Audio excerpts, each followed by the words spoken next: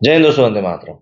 इस बार बॉलीवुड की जो मूवी रिलीज हुई है वो एक ऐसी मूवी है जिसको कि बहुत सारे लोग देखना चाहते हैं। और उससे भी ज्यादा लोग इसीलिए देखना चाहते हैं कि बाकी के लोग क्यों देखना चाहते हैं। स्वतंत्र वीर वीर सावरकर, ये मूवी इस बार बॉलीवुड की रिलीज हुई है। वीर सावरकर जी एक ऐसे स्वतंत्रता सेनानी रहे हैं जिनके बारे में काफी कम जानकारी उपलब्ध है। और उसी कम जानकारी का फायदा कई लोगों ने आज तक उठाया। कई सारे लेबल्स वीर सावरकर जी को दिए गए।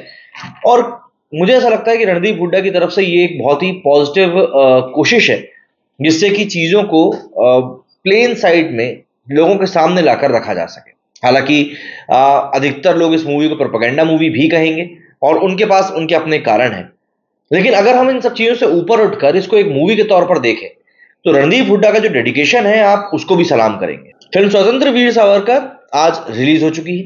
वीर सावरकर की जिंदगी पर बेस्ड इस फिल्म की लेंथ की अगर बात करें तो ये करीब करीब 3 घंटे की मूवी है।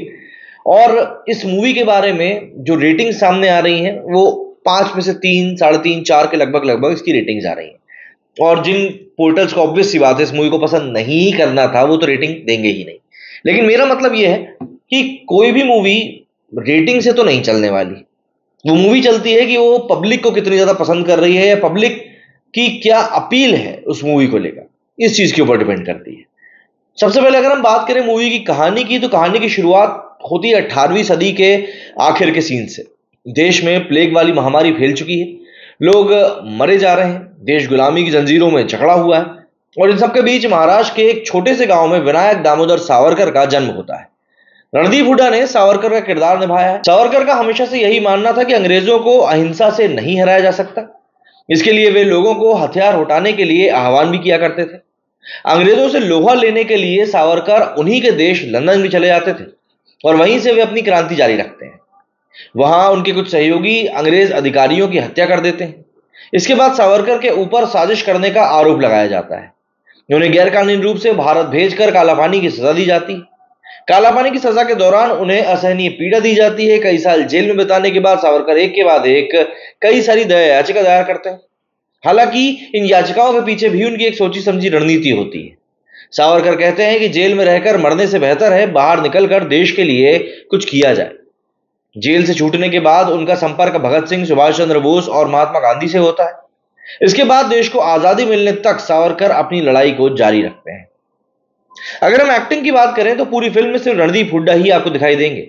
रणदीप को देखकर यही लगता है कि सावरकर के रोल में उनसे बेहतर शायद ही कोई और कास्ट हो सकता था। ऐसा लगा कि हम सावरकर को ही पर्दे पर देख रहे हैं। काला पानी वाले सीक्वेंस में रणदीप हुड्डा ने जो ट्रांसफॉर्मेशन खुद का किया है, जो एक्टिंग करी है, वो वाकई में मतलब आप उसको इमेजिन नहीं कर सकते। इस रोल के लिए उन्होंने जो मेहनत करी है वो पर्दे पर साफ तौर पर दिख रही है। सावरकर के भाई के रोल में अमित सियाल, पत्नी के किरदार में अंकिता लोखंडे ने काफी अच्छा काम किया है। इनके अलावा कास्टिंग थोड़ी और बेहतर हो सकती थी। जैसे गांधी जी के रोल के लिए इससे बेहतर एक्टर को लिया जा सकता था। डॉक्टर अंबेडकर का किरदार निभाने वाले एक्टर भी जच नहीं पाए हैं। बात करें डायरेक्शन की तो इस फिल्म के डायरेक्टर, प्रोड्यूसर और राइटर रणदीप हुड्डा ही हैं। ये कहने में कोई गुरेज नहीं है कि अपनी पहली डायरेक्टोरियल फिल्म में उन्होंने कमाल का काम किया है। 19वीं सदी के सीक्वेंस बिल्कुल असली लगते हैं। जेल के सीक्वेंस तो आपकी रूह तक कपा देंगे। फर्स्ट हाफ में कहानी आपको जरूर थोड़ी स्लो लगेगी, लेकिन सेकंड हाफ आते आते ये रफ्तार जरूर पकड़ लेती है। फिल्म के वन लाइनर्स और डायलॉग्स ताली बजाने को मजबूर कर देंगे। महात्मा गांधी और सावरकर के बीच जो संवाद हुआ था वो भी काफी मजेदार तरीके से यहाँ पर यूज किया गया है। दोनों के बीच गजब के वैचारिक मतभेद दिखाए गए हैं। कुछ सीन्स तो ऐसे हैं जो आपको वाकई में इमोशनल कर देंगे। सिनेमाटोग्राफी की भी तारीफ बनती है। आजादी के पहले भारत कैसा रहा होगा, सिनेमाटोग्राफर अरविंद कृष्णा ने इसे काफी बेहतरीन ढंग से दिखाने की कोशिश करी है। फिल्म का कलर टोन डार्क ही रखा गया है। बात म्यूजिक की करें तो जैसा फिल्म का टॉपिक है, गाने भी उसी हिसाब से लिखे गए हैं।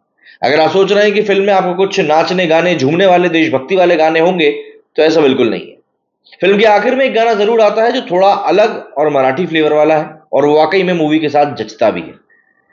अगर बात करें फाइनली कि इस मूवी को आपको देखना चाहिए या नहीं देखना चाहिए, क्या ये मूवी आपके टाइम की कीमत की अदा कर पाएगी, तो देखिए, भारत में बहुत से स्वतंत्रता सेनानी हुए हैं जिनके बारे में आज भी आप बहुत कम जानकारी रखते हैं। वीर सावरकर के नाम की चर्चा तो हमेशा ही होती है, लेकिन इनके बारे में भी आम जनमानस को ज्यादा जानकारी नहीं है। इस फिल्म के जरिए आपको उनके बारे में कुछ जानने का मौका मिलेगा।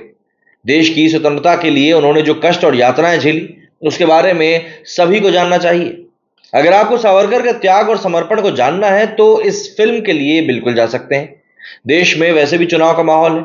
इस फिल्म में कई ऐसे संवाद हैं जो कई राजनीतिक पार्टियों को खटक सकते हैं, इसलिए कुछ लोग इसे प्रोपेगेंडा फिल्म भी समझ सकते हैं। बट मैं यही कहूंगा कि अगर आप इस मूवी को एक हिस्टोरिकल पॉइंट ऑफ व्यू से देखना चाहते हो तो आपको इस मूवी को जरूर देखना चाहिए। बाकी गलती निकालने अगर बैठेंगे तो ऑब्वियस सी बात है, भगवान तो यहां पर कोई है नहीं जो गलती नहीं करेगा। क्या कहना है आप लोगों को इस बारे में, कमेंट करके जरूर बताइएगा। मेरे इस वीडियो फिलहाल इतना ही। जय हिंद, जय भारत।